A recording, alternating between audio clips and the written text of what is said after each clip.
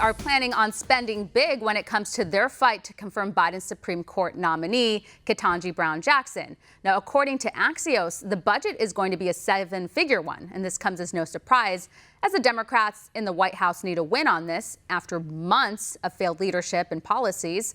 Now, the left gets really mad if you are curious or have questions about Biden's nominee.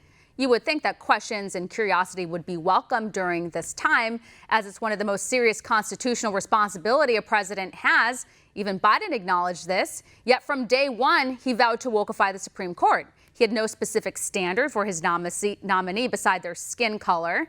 So with that being said, yes, people will have questions, but unfortunately, serious conversations are being immediately shut down. Why? Because if you ask about Jackson's background and qualifications, well, then you're a racist.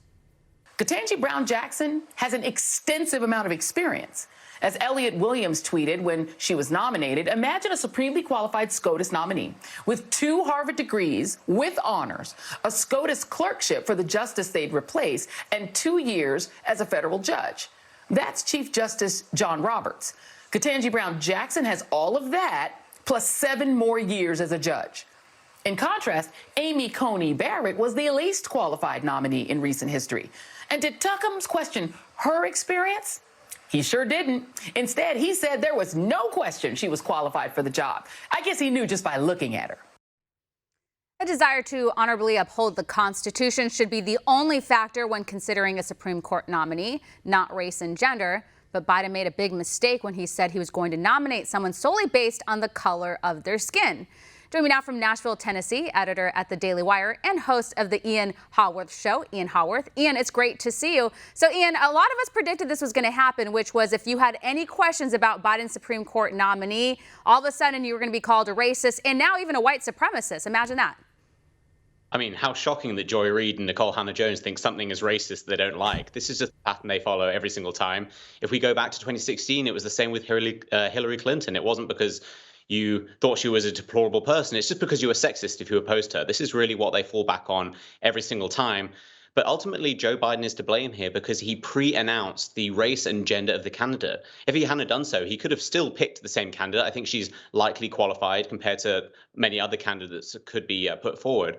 But he put race and gender at the forefront. And so it's perfectly reasonable for people to then question whether someone is qualified. If we had just talked about their qualifications, I'm sure we wouldn't be at this point. But it's effectively affirmative action just at the highest level, which is the Supreme Court. Well, Biden cheapened the process, and it's just such an insult. And you're right. He could have just named her and some of the other people maybe that he had in mind just as a conversation, yet he wanted to just do the skin color idea. And I just think that if you look at the polling, Democrats, by the way, didn't even support this because that's racist, right? I mean, to pick somebody for a job based on their skin color. I mean, it's absolutely racist, but he did the same thing with Kamala Harris. It's just Joe Biden trying to really undo decades of not being woke enough by just making empty platitudes, by selecting people based on race and gender when no one really cares about these things. It's just a few people on the left who are trying to keep these kind of identity categories important. And if we're ever going to move on from these things, we've got to stop pre-announcing people by these factors that simply don't matter when it comes to especially a position like the Supreme Court, when ideology matters far more. But I always find it interesting when the left say that you can't possibly question someone's qualifications when someone like Donald Trump, they couldn't work hard enough to try and get hold of any of his university scores. So I think it's just more hypocrisy, more lazy accusations of racism. But this is the world we live in. And until we set aside the issues like race entirely, we're going to see this come up time and time again. And she'll likely be confirmed, I would imagine, unless something major happens. But think of how the Democrats treated Justice Brett Kavanaugh during that confirmation process. And so they're wanting to pour a lot of money into this whole effort. And they're looking for bipartisan support because they don't want this just to be partisan politics. They want to make it seem like all around everyone was supportive of it. I mean, absolutely. But money is at the heart of almost everything in politics now. So I'm not surprised that a lot of groups on the left are pouring a lot of money in. And I think the bipartisan element here isn't all to be believed. I think the left love to push things as bipartisan when they can sort of pick 1 or 2 people on the right who might be supportive. I think we need to dig a little deeper into what Ketanji Brown Jackson actually believes. I think that's the problem when we look at people who are nominated by people on the left and on the right. And conservatives don't like to ask their nominees about things like abortion, whereas the people on the left do. They're very open about these issues. And I think we need to start playing the same game, unfortunately, which is being a bit more open about these kind of issues, because ultimately issues like abortion are going to be decided in the Supreme Court because the legislature doesn't really have the guts to approach them. And so I think people on the right need to not accept the bipartisan nature and really push back on very, very important issues to us. Definitely. Ian, I wanted to shift gears here and ask you about this. There's been a lot of controversy and conversation about biological males competing in women's sports. Now, in Iowa, they banned biological males from women's sports, and predictable outrage from the left over this. But I always ask, where are the feminists, and why are they silent on this issue?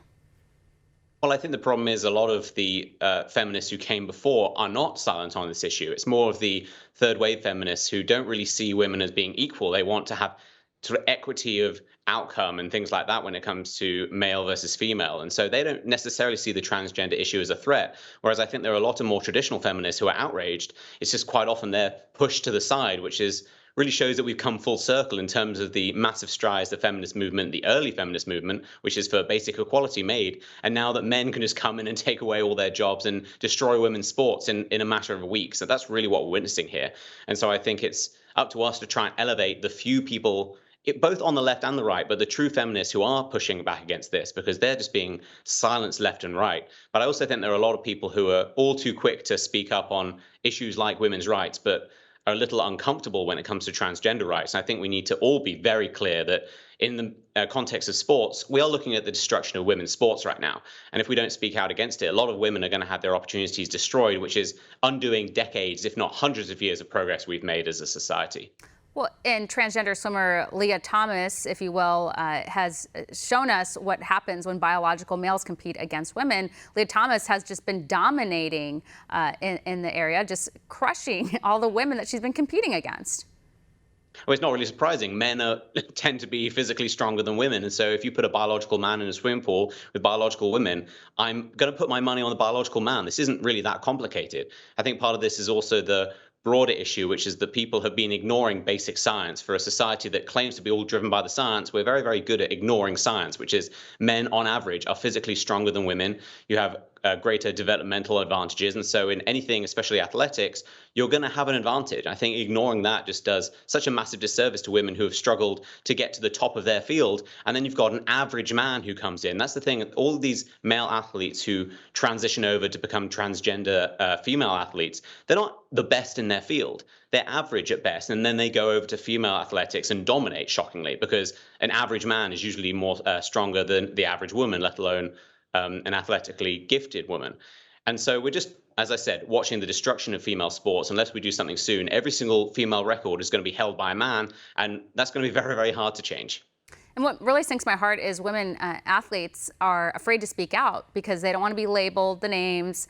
They don't want to lose potential scholarships or opportunities because they know the consequences. And mainstream media and their universities and so on are very harsh against those who speak out. Well, Ian, we're out of time. We're going to leave it here. Thank you so much. Thank you for having me. Thank you.